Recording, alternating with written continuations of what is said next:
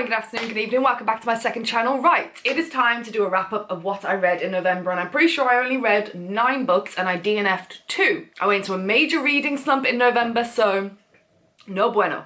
What side do I normally do this on? I'm all out of sorts today, I really am. Okay, so we're going to start with 2 books that I DNF'd. One is The Lucky Vampire by Lindsay Sands. You would have seen this in one of my home vlogs I did a couple of weeks ago. You got your standard kind of setup, you know, you got a vampire, you got the woman, and he goes undercover as like a housekeeper slash nanny, but also he's kind of there to protect her against her ex, who is actually trying to kill her, even though she's completely oblivious and refuses to accept it. I DNF'd it quite far in, actually, because I just didn't care. There was no chemistry between the characters. It was taking forever for that, you know, tension to build, and I kept forgetting he was a vampire, so I put it down. So DNF that one. Tempted by a Vampire by Susan Griscom, I think that's how you pronounce it. Yeah, it's 2 vampire books in 1 month. I think it was a free one on Kindle, and it was just, I wanted a quick, short, sexy novella kind of length kind of book, but they always are hit and miss, and I just really, there was no tension, there was no build-up, there was 0 chemistry. Again, just like this one, if there's no chemistry or tension, like, I'm not about it, so DNF that one as well. Right, should we get on to books I actually read? I read my first manga. I think it's a manga. It's Under the Oak Tree. Now, you might have seen this go around on TikTok because I still get ads for it. Please tell me I'm not the only one who is getting that ad every few TikToks. And I was like, fine, I caved, and I downloaded the app and I read it all and I loved it. I thought it was really good. I gave it 4 stars.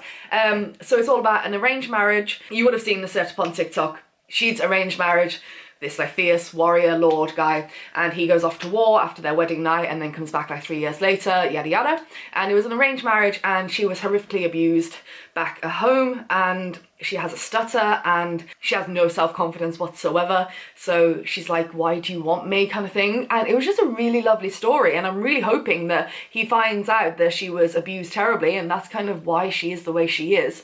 So yeah, I'm looking forward to season 2 when that comes out. Don't know when it will, and I think they do a staggered release of episodes. I'm not sure how it works, but I really did enjoy this. Then I read The Dark Prince by Christine Feehan, and is the book number 1 in the Carpathian series, because I brought a bundle of those books really cheap. I won like, it was like split into 2 bundles, and I won them both for 99p each for like 11 books.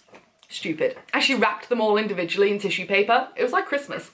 Anyway, I will be carrying on the series, but the first one, it was the storytelling for me, not the writing, but the decisions that were made, if that makes sense. So I do want to carry on the series. This one though, I gave it 2.5 stars and I was so angry. We got Raven, who is like, she's a psychic. She helps the police solve like murders and different cases because she can get inside people's minds, read their thoughts, you know, have a little rummage around in there. But obviously when she goes into the head of these like vile, horrible people, it really messes with her. Can you imagine? That's why I really was getting into the book. I was like, God, can you imagine what she's seen? The decrepit, awful thoughts and imagery that she sees in these people's heads. So she goes away for a bit of a break, and she connects with this guy, Mikhail, because he's like super like, I think he wants, I'm pretty sure at the start he wants to kill himself because he's immortal and he has never found his life mate, and he's just done with it. He's like over it. He can't do it anymore. So she starts communicating with him and talking in his head, and they start chatting, and he's like obsessed immediately. He's like, I need to find whoever the fuck this woman is who just got in my head, and I need to meet her and I need to make her mine. Fine, we love a good setup, a grumpy, growly, alpha male immortal vampire. Standard, we love to see it. However, my problem was that when it comes to these kind of relationships, especially why, you know, when you read like Fated Mates or anything like that, it's normally, I love it when it's one-sided, you know what I mean? When it's one-sided, and normally it's the male that really feels it, and they kind of have to swoon and convince the female, even in their alpha-y, growly ways that they seduce women. But it felt like at every turn, her choice was taken away from her. Not sexually, it's not like non-consent or assault or anything like that, but in other ways, like sharing of blood that is like against her will. Like she was given no choice but to accept this life, and it kept going on. And to be honest, it was way too long for what it needed to be, and there was only 305 pages, and it felt like I was reading a 500-page book, which is never good. And every time I was like, she is not given a choice. Is she? By the end, it's like, well, she has no choice now but to just be with you, and it's annoying. So yeah, but I will carry on in the series. Anyway, sorry, that was really badly explained. You know what I'm like. What next? Oh, Last Light by Claire Kent. This was really cool. It was a post-apocalyptic romance, and I can't remember our heroine's name, but the guy's called Travis, and he used to be a mechanic in her like town, and pretty much like 90% of the world is dead. Like everyone they know and love, pretty much all of them, have died. So she's trying to get to Fort Knox, where a lot of people are staying, people from her hometown have been, and she wants to try and reconnect with people there and try and find anyone that's left. And then she sees Travis, and she's like, oh, I recognise him. He used to fix my car and stuff back in there when everything was normal. So after a little bit of reluctancy, they actually team up together because it's really dangerous for her to be alone. Like, death is not the thing that she's worried about, if you know what I mean, being a woman alone in that time. You know, because some people have just gone rogue and stuff, and they just take women and do awful things to them. And she needs to get to Fort Knox, he's got to get to Fort Knox, so they team up. And get there, and obviously it's a love story of how they fall in love. It's more of a friends to lovers, and along the way, you know, there is a lot of spicy time as well. Not the greatest quality of spice, I'd say, but still pretty good. They give into the pleasure of it because it's like, well, the world is literally ending, where there's not a huge amount of people left in the world, and we've got to make this treacherous journey. We could die at any minute, so let's find comfort within each other and pleasure.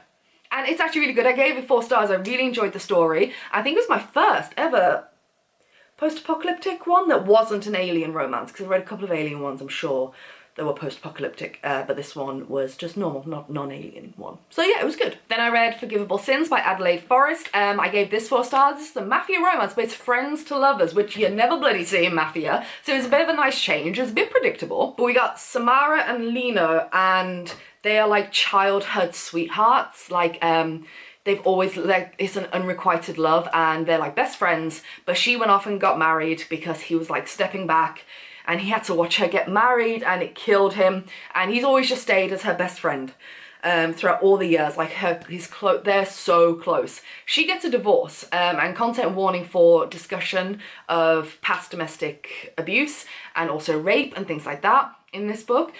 Lino has no idea. He's like big scary motherfucker. He has no idea what her husband did to her. She kept it from him. She knew he was getting a divorce. She kind of lied about why the divorce was coming on and things like that.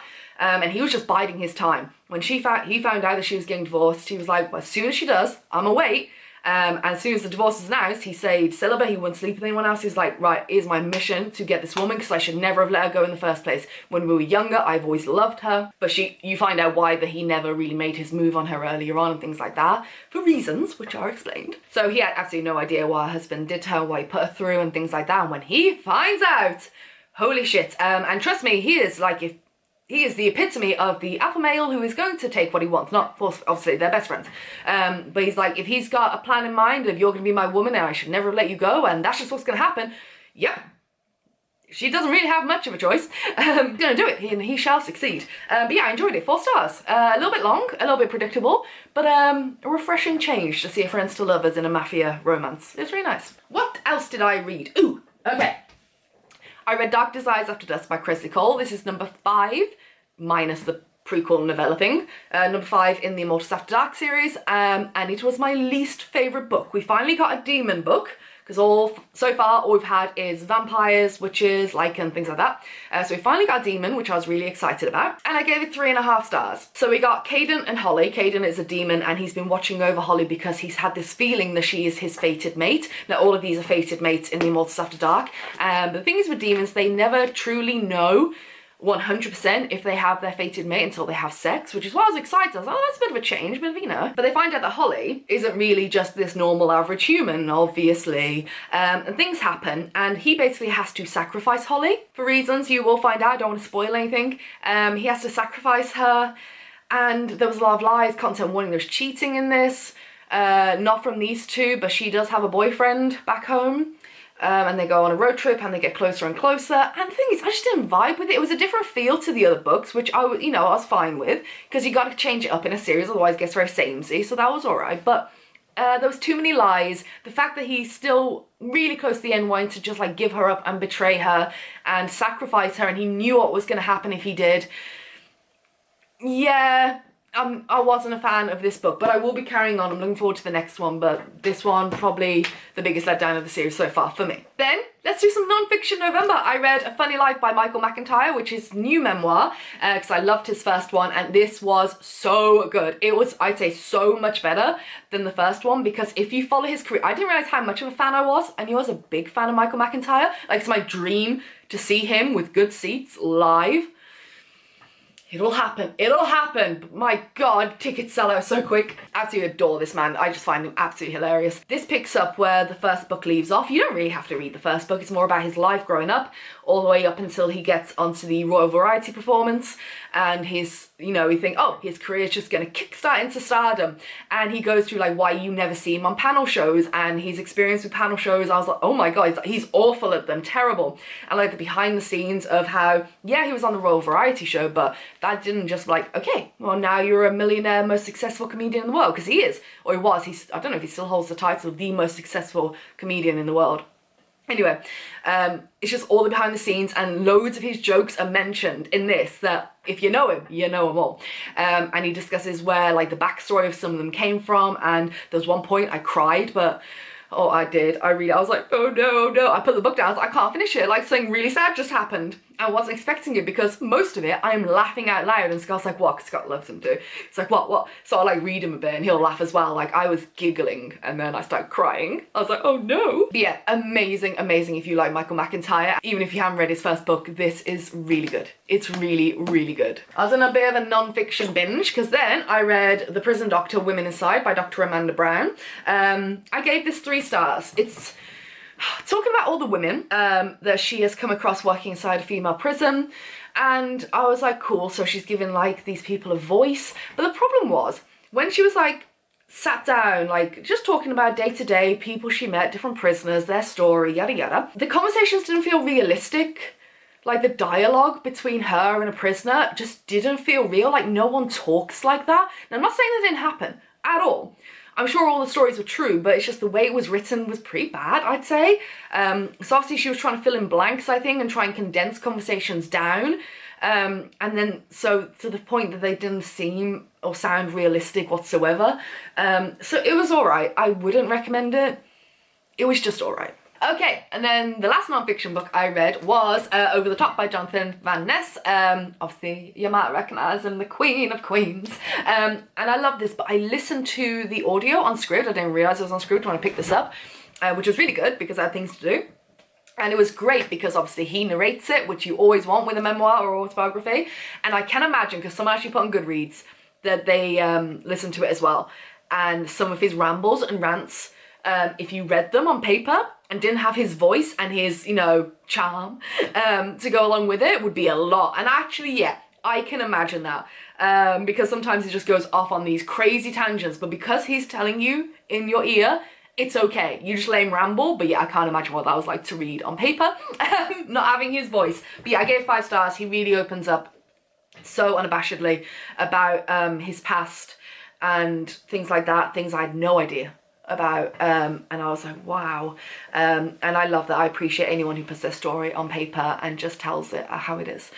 So yeah, I did really enjoy this. And then the last book I read was actually a anthology of short stories by a load of different like romance authors. It's called Meet Me Under the Mistletoe, and I only read Gianna Darling's one because it was a short story about Dante and, oh my god, I can never remember her name, the anti-heroes in love duet. It was a short story about them, and then I read the one by Pam Godwin because it was a short story to accompany Lessons in Sin. So I both enjoyed them. I just gave the whole book 5 stars, and if I haven't read any of the other authors, so I'm just gonna leave it because it was free, so you can get it, and I can always go back to it and get a little, you know, a little extra chunk if I read any of their books and notice that their short story is in there, if that makes sense. Okay, so those were the books that I read this month. Very slow. No, those are the books I read last month. Massive reading slump, so didn't get through as many as I wanted to, but it's already the 2nd of December right now that I'm filming this, and I've already read 2 books. So we are on a winner. I think we're out of our reading slump. Hooray, don't jinx it actually.